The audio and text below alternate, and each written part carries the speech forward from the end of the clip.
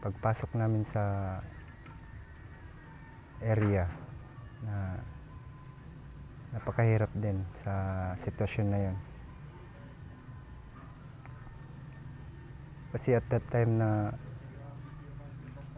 pumasok kami ng is kasagsagan talaga ng kalakasan ng kalaban.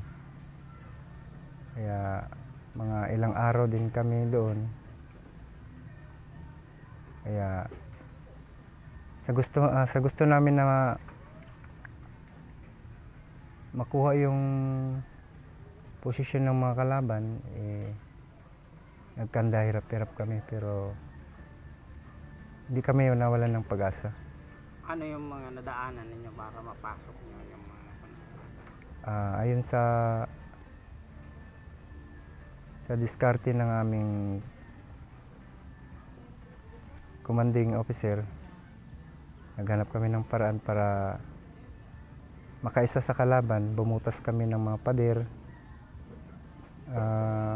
by the use of high-powered rifle 60. Dandahan naming binubutas with the support of other teams, pero security pa rin kami. So paano nyo sinasagawa?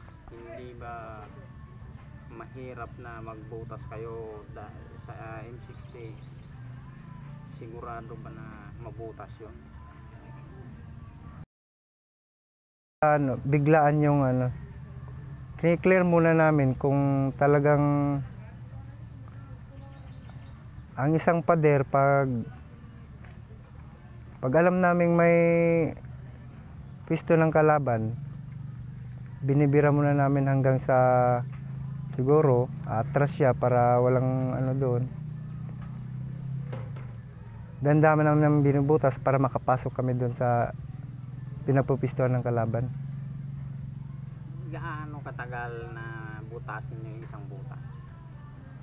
Siguro 200 o 300 rounds na bala ng M60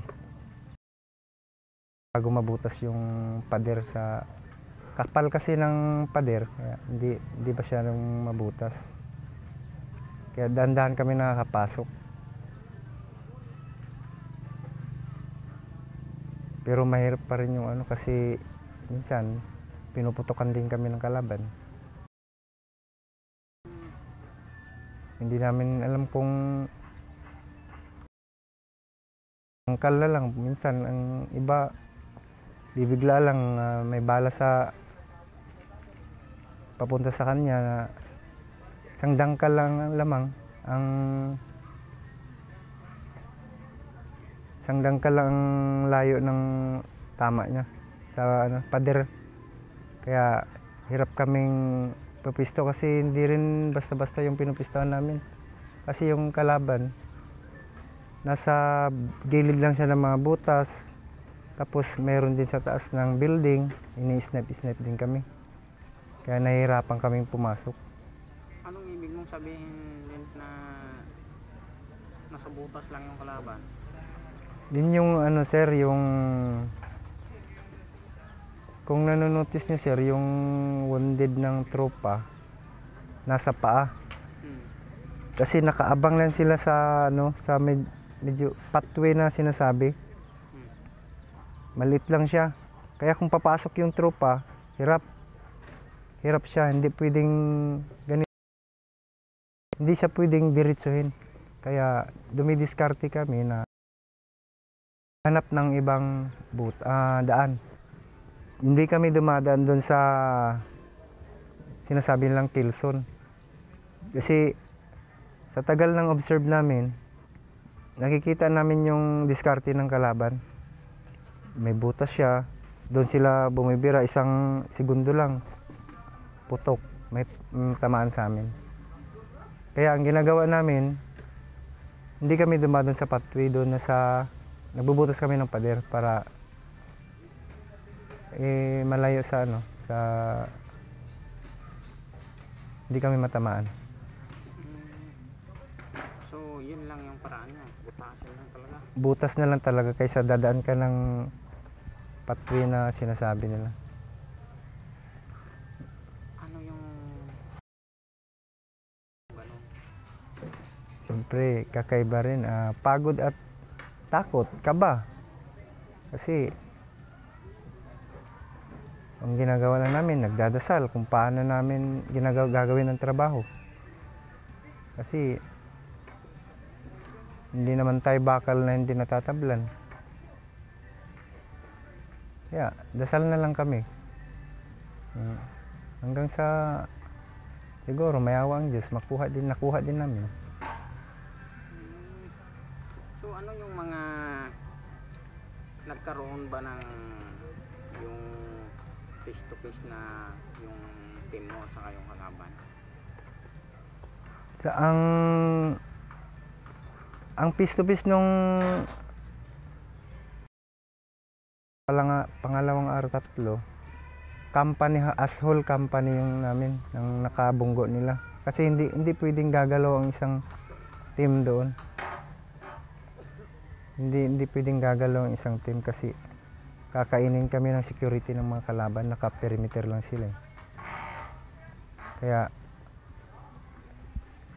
tapos hindi pa pwedeng magsabay na parang ginagawa ng ranger sa bundok na skirmisher. Hindi pwedeng i-apply sa ganong sitwasyon. Sa Urban. Yun doon kasi, kung magbutos ka doon, anong mauna, body-body, parang susunod naman yung dalawa, tatlo. Unlike sa open terrain, makapag-diskarte ka. Doon, mahina yung ano mo doon, ang diskarte. Paano mo nasabing mahina? Kasi sa sa mga pader na matitibay, makakapal, kung ang ibig kong sabihin, kung hindi ka makapag-diskarte ng maayos kasi hindi ka makapakabuelo. Kung hindi mo masilip-silip kung saan yung kalaban, kasi kung sa bundok pwede mo siyang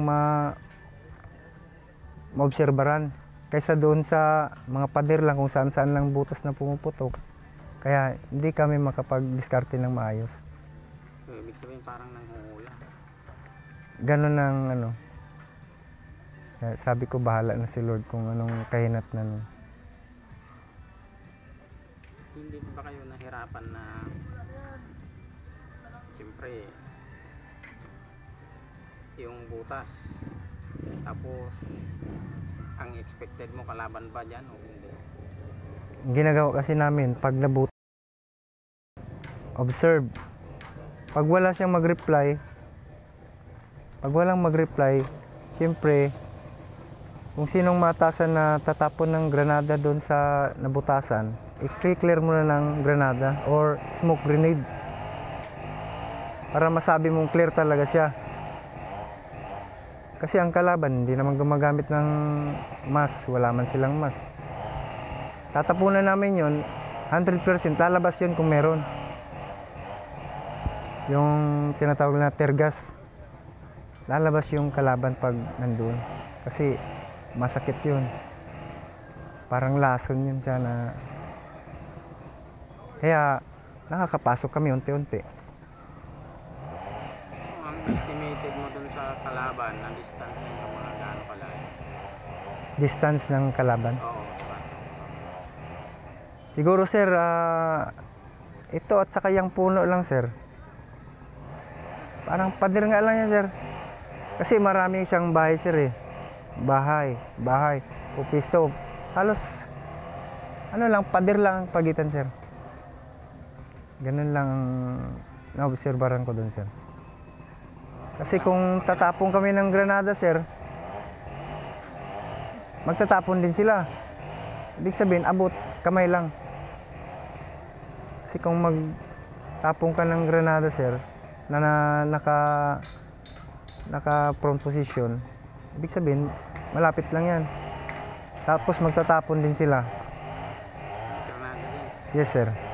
Kaya yung iba kong kasama, granada rin ang nakaano, sir. Huwag ka lang mag-address ng sir. Yes, ano. Ano yung pakiramdam mo na magtapon ka ng granada tapos magtapon din? Yeah, observe lang talaga, sir. Inobserba na lang tayo. Pag may magre-reply, siyempre, kukover kami ng mga kapal na ano, ng mga kakapal na pader. Kasi pag may mag-reply, yan na, may kalaban talaga yan.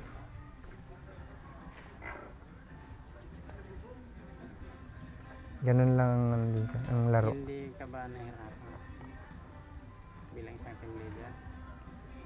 Mahirap din kasi pag makita ng sugatan, maramdaman mo rin yung paano siya masaktan. Matapang ang isang tao sa matapang, pero pag hindi kayo makagalaw kasi pag may wounded na, mahirap na rin. May na-wounded ba? Inuuna talaga ang wounded. May na-wounded sa tropa mo? Meron. Pero mga slight lang din. Pwede mo bang ikwento sa akin kung paano sila na-wounded? Yan ang sinasabi ko, yung granada. Ano yung ginagawa mong motivation para nila? Yun, priority. Kung may wounded ka, palalakasin mo yung loob ng isang tao. Paano mo siya ikikir ng gagamutin, first aid. Tapos uunahin mo siya. Kumbaga, cure mo siya sa isang area. Tapos kung ano mang nangyari, yung ibang tao ko, hindi i-inspired ko yan. I-motivate ko sila na ganun talaga. Pero walang, ganun talaga ang trabaho namin.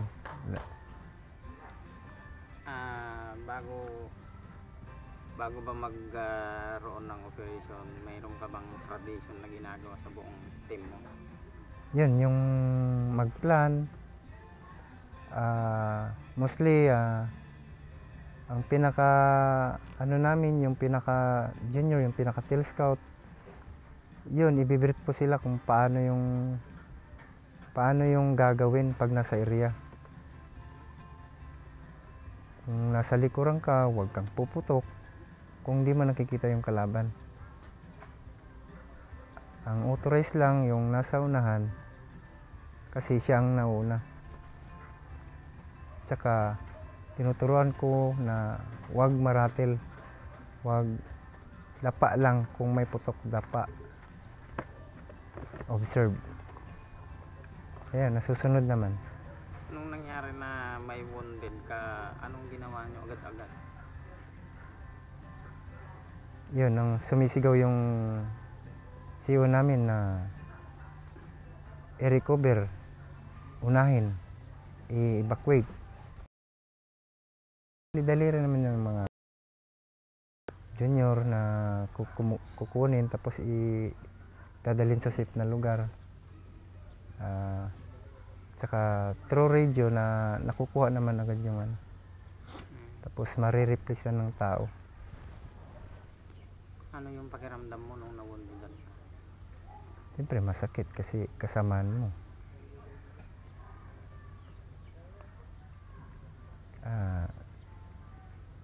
Bilang isang sundalo, ganun talaga ang ano, kung medyo mamalasin, wala tayong magawa.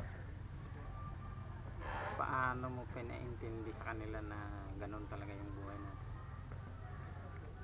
Siguro sa mga baguhan pa lang na katulad ng mga private namin, medyo hindi pa nila naiintindi. Kung sa mga may karanasan naman, siyempre alam na nila yung kung paano makipaglaban at paano masugatan sa may mga karanasan. Nagkaroon ba na ng first aid nung na-recover niya yung ano? Agad-agad. First aid. Kasi mostly sa amin, tinuturuan kami.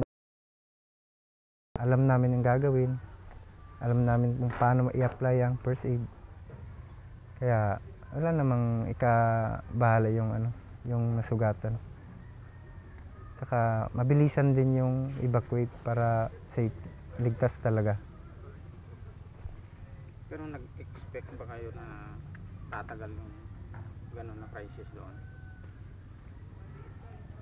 Wala rin akong idea no kung ano kung tatagal ng ilang araw. Pero ang inano lang ang nag-inspired lang sa amin yung CO namin. Kung nandun siya, nandun din kami. Yun lang ang ano namin. Hindi namin iniintindi kung kailan kami uuwi. As long as sabi, nandun yung CO namin na ginampanan niya, nandun siya, nandun kami. Siyempre kung siya ang makapag-decision kung kailan kami uuwi. Pero during the encounter, ano yung mga nararanasan pa ninyo?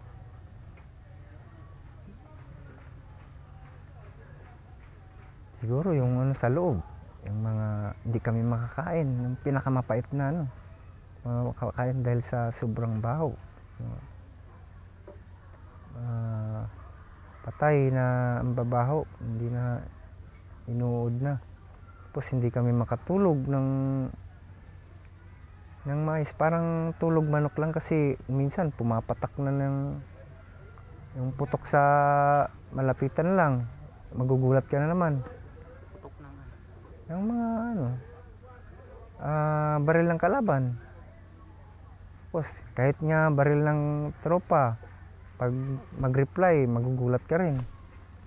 Siyempre yung pag nag-security ka, hindi rin sa sobrang pagod, naantok ka, magugulat ka na naman.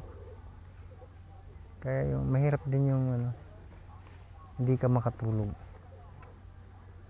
kain. So, nangyari ba na yung mga tao mo na medyo nalumuran sila? Kasi yung sa amin, bawal malumuran eh.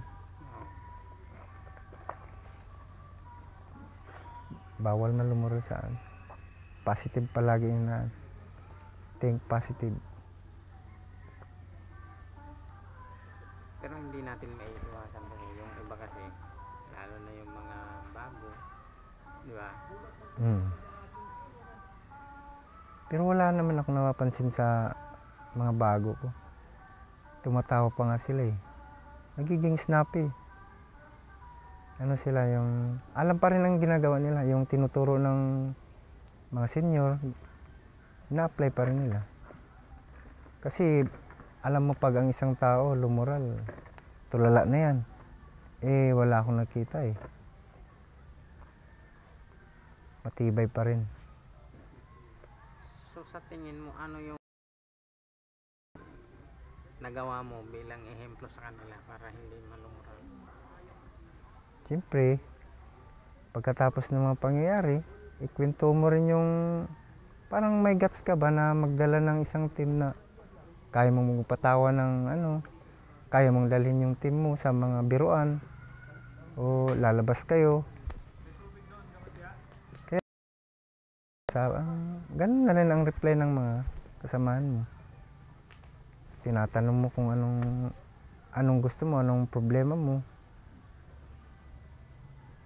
Yan ang ano. Kaya i-monitor mo rin yung tao mo kung ano na siya. Kung nalulumural ba siya o tulala na ba siya. Team leader na mag-monitor ng tao. Yan Nung nasa Zamboanga kayo, nagawa mo ba yan? Siyempre, kasi hindi yan may walay eh. Pag saan ako, monitor ko sila. Kung anong kulang namin, sinasabi ko rin sa nakakataas. Pero siyempre, hindi minsan maano na mag-isip yung iba na pag may na-wanted eh, sino kayang susunod? Nandun na sila, nandun ako. Pero ewan ko ko parang ano na, sa akin lang kasi ano eh. Ewan ko lang ba kung sa mga baguhan lang siguro na nakakaramdam ng mga yan. Hindi lang siguro matanong nila kung nahiya sila. Pero alam na nila yan kasi nakakita na sila ng ano eh. So nung, ay di ba laging putukan, tapos may mga nagsusurrender, ano yung mga pakiramdam mo? Kung ako lang masusunod kasi nasasaktan din ako nung ano eh, nung may namamatay na ibang tropa, nasusugatan. Tapos ganun-ganun lang, sumusuko sila. Ang daming taong pinahirapan nila. Napakaraming taong nagutom dahil sa kanila, tapos susuko lang ng ganun. Ang sama nang iniisip ko nun eh. Gusto kong pagiganti yung mga ano. Gusto kong patayin ba yung mga sumusuko, pero may ano tayo eh, nakakataas na naman. Kaya bilang isang sundalo, ginagampanan na lang ano namin. Kung anong desisyon ng taas, yun na rin. Hindi ba nangyari na yung sumusurrender sa tropa nyo mismo, sa inyo mismo, sa team mo mismo? Ayun sir, marami sir. Kami nga ang ano sir. Kami ang nung panahon kasi yun, dikit-dikit kami. Sa amin may sumusurrender. Hindi naman pwede yung susurrender ka lang na nakataas yung ano, tapos may baril siya. Dapat pag malayo pa, patanggal mo na yung damit niya. Tapos patapon mo yung baril niya para clear siya. Tapos padapain mo. Hindi rin pwedeng dadapa lang siya, itatali mo talaga siya. Yan ang proseso ng surrender para ligtas kaming security. Kaya tinatalian namin. Tapos kung anong decision ng nakakataas, yun, dinadala dun sa ano. Sa amin mismo na company or sa section namin. Dumadaan sa amin. So ano yung indication na ginagawa nila para mag-surrender? Ano sir, may yung translator ng ano sir, Muslim. Salitang Muslim, may kasama kaming nasa ibang company. Siya ang tagapagsalita namin, may gamit siyang ano, megaphone. Kaya parang ang puso siguro ng isang Muslim din na Muslim yung nagpapasuko sa kanila. Kaya maraming sumuko. Iniinganyo sila na sumuko. Kaya yun, na sumuko rin yung iba. Karamihan sumuko. Sa sobrang gutom at pagod na siguro, uhaw. Kaya maraming sumuko. Sabi mo kanina na hindi kayo makakain dahil sa baho. Ano yung mga mabaho na? Patay na tao sir. Kasi hindi namin makuha agad yung mga mabahong patay. Kasi sir, ano pa, kasagsagan pa yun, may pumuputok pa rin. Kaya sa sobrang tagal, inuud na yung tao, sobrang baho. Kaya kami doon, parang nalalaso na rin sa amoy ng yun ang doon ako nahirapan sir. Sobrang sacrifice din yun, hindi makakain. Kain, hindi makatulog. Pero normal man lang yung ano kasi magjo-duty talaga kami. Normal naman duty sa atin. So, paano yung duty namin sa gabi? Yung duty namin sir.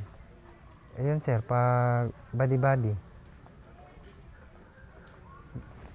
system pag sa gabi, minomonitor lang sir kung anong ano.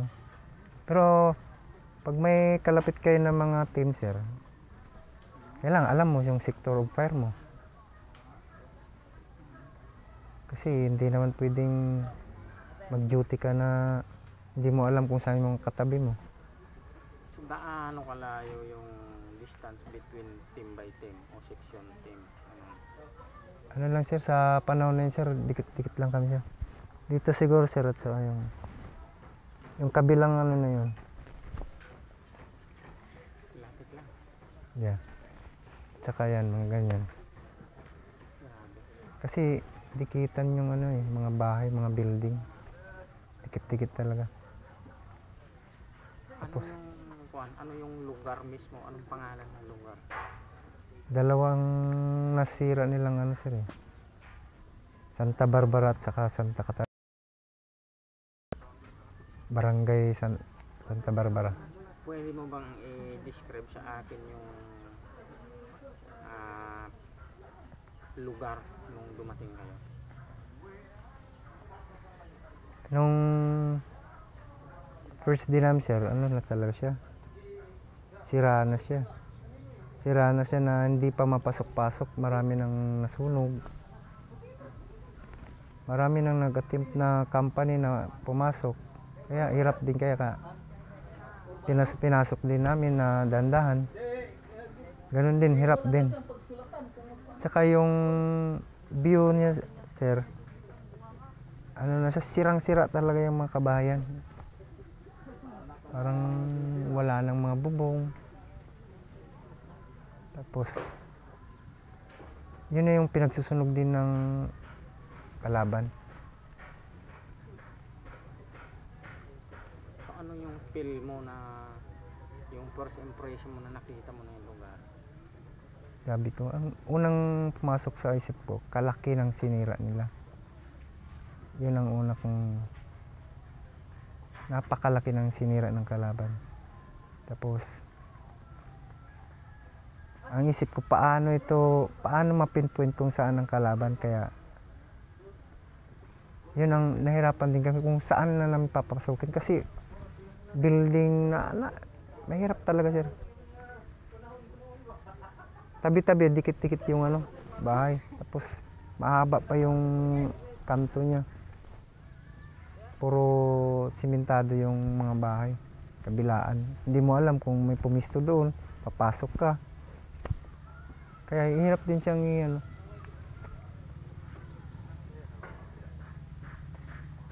Kaya minsan sir mas matalino din yung gobyerno kasi nakukuhanan sila ng ng chopper yung sa mapping ng sir. Tapos they use of yung high tech na tinatawag nilang sir na thermal para makita mo kung saan yung kalaban na monitor. Maganda rin yung yan ang magandang gamit ng government sir. Sino ang may hawak ng thermal? Yun ang sir. Sa din yun sir. Mga tropa din sir na magaling mag-monitor ng sir. Sa atin sir, gobyerno rin. Sa taas? Nasa building lang yun sila sir. Tinitignan nila doon kung saan yung kalaban. Makita nila.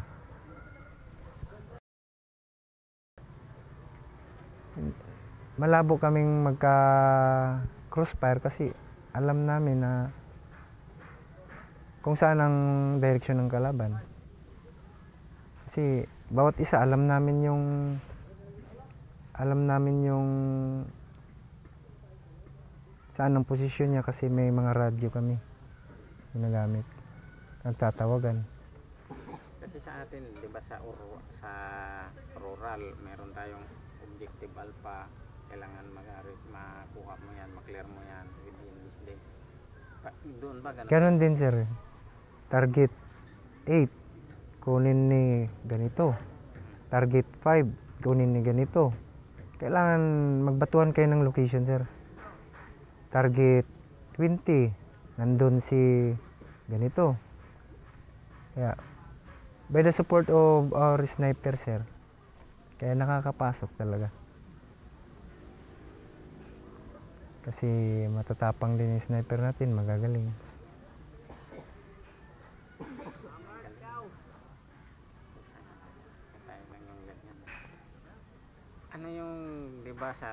kanina na yung nagsusurrender na, tapos talagang isip mo talaga tsaka yung pakiramdam mo gusto mo talaga iganti yung tropa. Sir. Ano yung talagang kung pwedeng gawin yun, anong Kung po pwede lang, sir. Siyempre, pagiganti ko talaga. Pero sundalo tayo, sir. May sinusunod tayong mga matataas na opisyal. Hindi rin pwedeng gagawin ko yung gusto ko. Saka sumusuko naman sila ng mayos. yung mga sumusuko ba may dalang Meron, sir. Kaya, kiniklear nga namin habang malayo pa, sir, na 10 meters, ganun. Pinapataas na namin yung baril. Tapos, tapon. Hubad, yung upper. Talikod, turn around. Pag nakita mong clear siya, lapit, dapa. Yun, pinapaano namin na ano na siya, sir, ba, patalian. Kasi yun talaga ang proseso, sir, na malay mo kung may surrender na ano, sir. may dala pa din. Oo. O kung tumakbo rin, bigla. Kaya yun ang iniwasan namin, yung baka may bomba siya. Kaya pinapatanggal namin yung Pero di ba sa buong tropa niya daming wounded nila. meron, sir, mga siguro sa amin, sir, mga 6. Pero hindi siya ano, isolate lang. Oo, kasi may granada, di ba? Ano yung mga diskarte na ginawa niyo para ma-overcome niyo sila? Siguro, sir, yung discarding ranger pa rin ang ginawa na. Pero hindi lang naman kami ang talagang ang tinatawag na nangunguna. Mayroon pang ibang company na kung anong ginawa naming pagsisikap na makuha yung kalaban, ganun din sila. Ganun din sila, sir. Kasi pare-pares naman kami yan eh. Pero yung mga officers namin, nagkakasundo. Kasi para walang matamaan, walang madisgrasya. Parang yung tinatawag na chaser. Ako doon. Ganun siya para iwas crossfire. Pasok ka dito. Yun ang kagandahan nun, sir, kasi pinaplano ng mga officers, alam nila kung saan papasok. Kaya walang disgrasya na nangyayari. Ano yung mga kalimitang oras ng encounter? Ano, sir, umaga pa yun, sir. Nag-i-stop lang siya pag sir. Hanggang alas 7. Medyo ano na siya, laylo na siya. Alas 7 ng gabi. Umaga hanggang kahit tanghalian, sir, meron pa yan. Hanggang alas 5, malakas pa yan.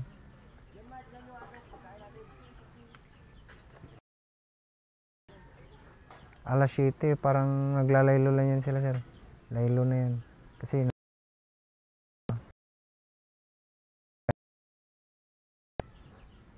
kaya pag kinaumagahan na, umpisa na naman yung tinatawag nilang gira, sir.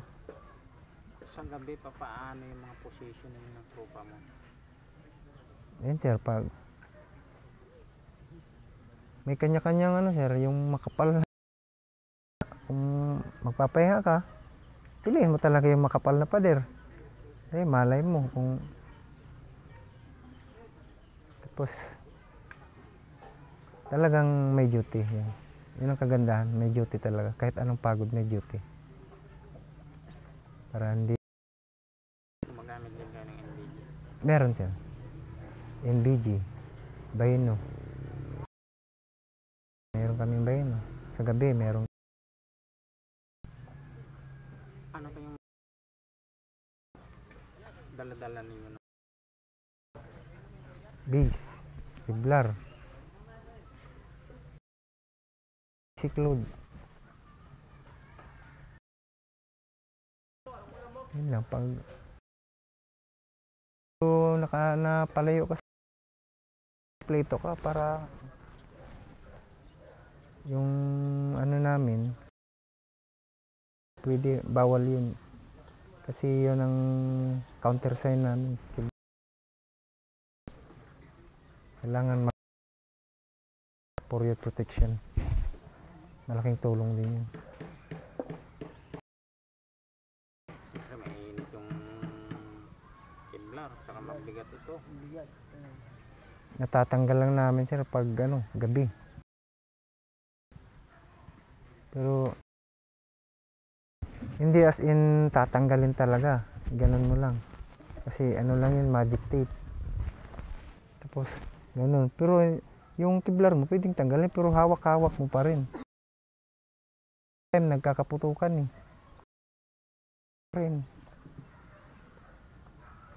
Yun ang kailangan wag mong ihiwalay yung Kevlar at saka base mo. Kasi kung in kaso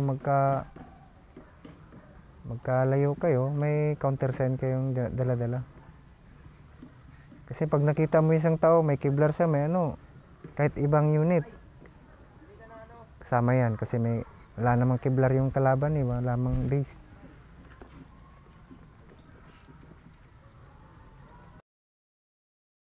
May Kevlar siya, tropa yan. Hindi mo siya pwedeng basa-basa lang. Unlike sa kalaban na wala talaga, pantalon lang, lower. Tapos ng kalaban na ibang-ibang mukha nila eh. Ano ba yung mga suot din ng kalaban? Yes, sir, yung mga karamihan din uniforme ng pulis. Tapos army, bira lang silang mag suot ng full uniform. Karamihan sa kanila lower, tapos ang upper nila yung sweatshirt. Meron din iba nung nag-surrender na, naghubad na ng mga uniform para sabihin nila na hostage sila. Hindi rin naman basta-basta paniwalaan. So paano yung classification ninyo na hostage ba o ano yan? Kasi sir, may technique kami doon eh. Ano yung mga technique? May tagapagturo na yung kasama din nila. Kinukuha namin yung loob, ituro mo kung ano siya. Sir, MN yan, MN. Halos tinuro niya MN. Pati commander ituturo niya. Sir yan, commander yan. Yun, totoo naman na commander yan. Kaya inihiwalay namin yung commander, sir. Taas, sir, ito commander. Yan. So paano nyo nakuha yung loob ng kasama rin nila na nagtuturo? Yun lang ang yung kagandahan ni ng matamis na salita ba na ganito, bakit kayo kung sa pa sir, yung sa gambiting ba, bakit nagpapakahirap kayo ng dyan ganito, medyo may kasamang pananakot na rin, kaya bumibigay siya. Sir, wag nyo lang akong patayin, magsasabi ako ng totoo. Kaya yun, sinasabi niya na, sir, wala dyan si Malik. Ganun lang din ang sama ko siya kanina, nandun pa sa loob. Kaya positive din na wala rin talaga si Malik doon. Hindi daw sumuko. Nandun sa loob, sir. Wala dyan. Kaya naniwala rin kami na nagtuturo din siya ng maayos. Pero hindi ba na Hindi. Pagka talaga, mahirap mag Pero sa akin lang, parang hindi yata siya nakaligtas yata eh. safe na yun, bala?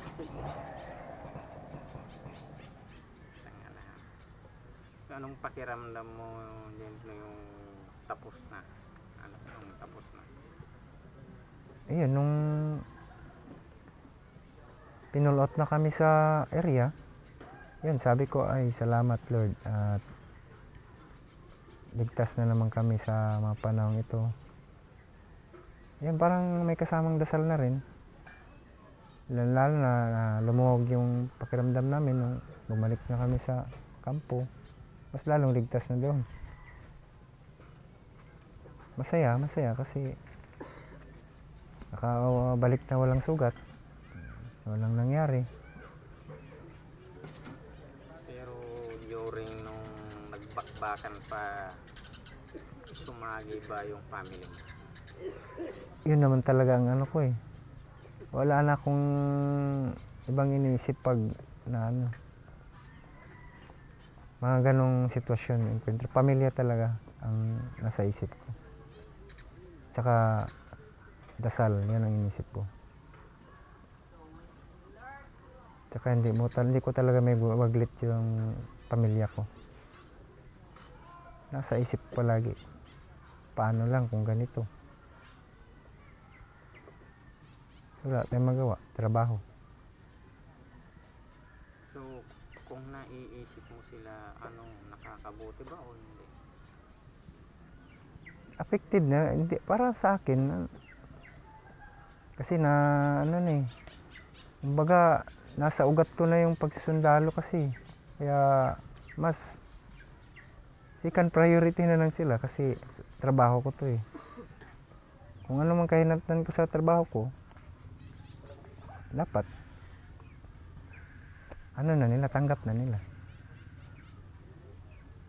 Yan naman lagi ang sinasabi ko sa pamilya ko. So, ang kwan pala niyan, sila yung parang, ang tawag dyan, Inspiration. inspiration mo. Oo. Inspiration.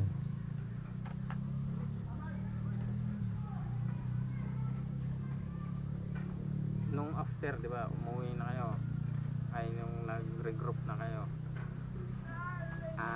nangyari ba na tinawagan mo yung family? Hindi, kahit sa area, tumatawag ako. Tumatawag yung misis ko. Kumusta ako kasi kinakabahan na yun siya pag hindi na mag-ring yung cellphone ko. Sabi ko, nandito pa rin ako, mag-pray ka lang dyan. Manalig tayo kay Lord. Wala naman dito, okay lang kami dito. Yan lang, magtiwala lang tayo kay Lord, sabi ko. Pero sila pala, yung hindi na hindi, okay lang po dito. Napakalakas ko lang yung loob nila. Ganun din sa mga anak ko.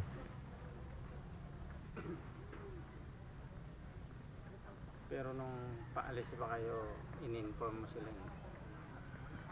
Nung paalis kami, ang alam ng misis ko noon, hindi kami matuloy. Kasi sinabihan ko siya, walang balita sa amin. Pero tatawagan na lang kita pag kung matutuloy kami. Yun lang. Nung nasa area na kami, doon lang ako tumawag. Nabigla siya na nandun na kami. Hindi ka ba affected pag kayong nandun sa area na tinatawagan ka? Hindi kasi pagkasagsagan ng putok, i-off ko yung cellphone ko. Pag medyo kumalma yung putok, mananghalian kami kasi palit-palitan kami mananghalian eh. Nanghalian yung team ko, ini-open ko na naman. Tatawagan ko siya o siyang tatawag. Kaya yun, nakakapag-communicate ako sa pamilya ko. Kasi may time din na pagtapos na kumain yung ibang team, kami naman, palit-palitan. Ano yung aral na nakuha mo dito?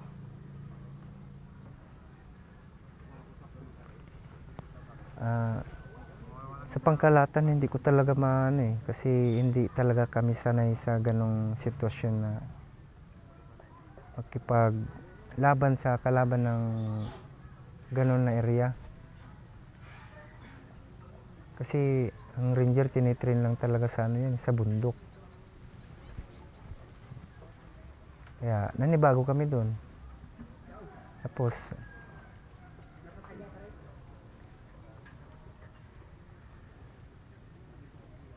ang aral naman na ano doon,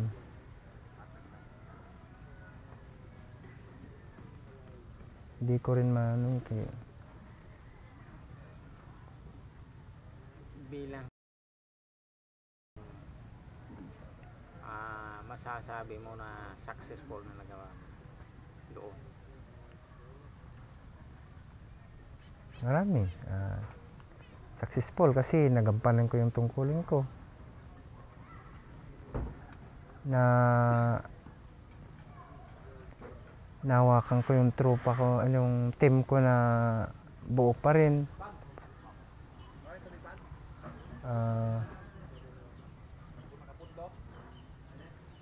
Sumusunod sila sa mga kung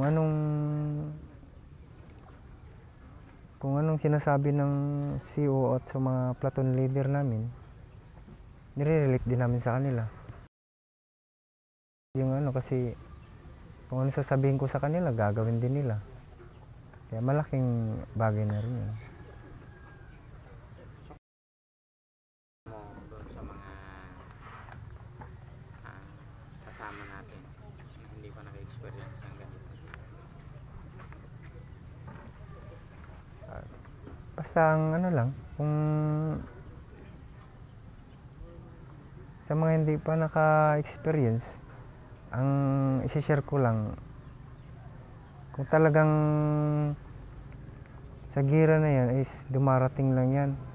Kaya kung sinasabi nila na kung matapang ka, gamitin mo sa maayos. Halimbawa, kung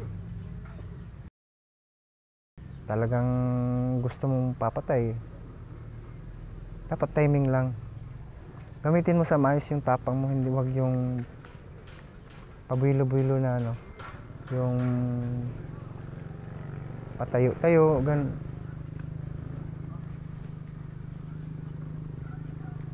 may kasi dyan na matapang sila, tapos dapat manalig pa rin sa Diyos. Kung may dala-dala sila, ganun, Diyos pa rin ang nanguna dyan. So wala na akong tanong dyan, unless na meron ka pang gusto mong dagdag. Yun lang ang ko, yung gusto ko, yung kagamitan ng gobyerno. Parang sir, upgrade yung maganda yun sir, yung gamit na thermal, yung ginagawa nila nung gira. Malaking bagay yun sir. Yan ang nakapagpatalo sa kalaban. Spy plane, yung pagmamapping ng area, saka yung sa thermal, mga devices na galing sa gobyerno na nakakatalo sa kalaban.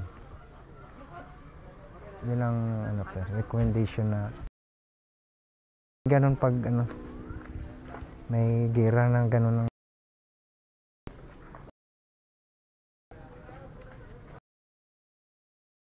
Yes sir.